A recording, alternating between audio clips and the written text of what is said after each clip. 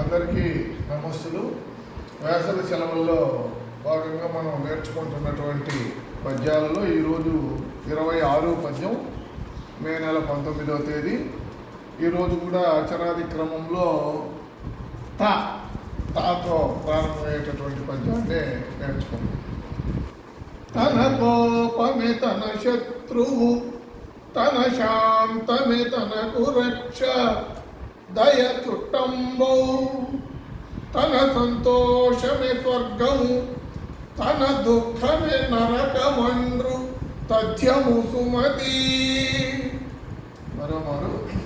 తన కోపమే తన శత్రువు, తన శాంతమే తనకు రక్ష, దయ చుట్టంబౌ, తన సంతోషమే స్వర్గము, తన దుఃఖమే నరకమండ్రు తథ్యము సుమతి.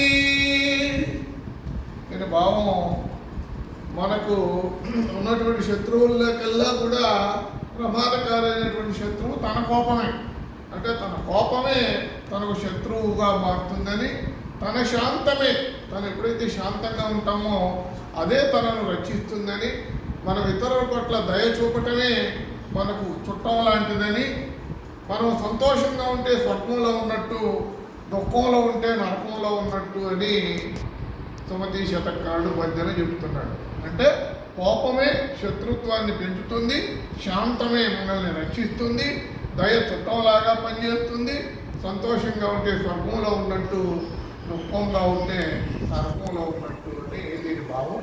నేను చెబుతాను, మీరు అనుసరించండి. తన కోపమే తన శత్రువు, తన శాంతమే తనకు రక్ష, దయ చుట్టంబౌ,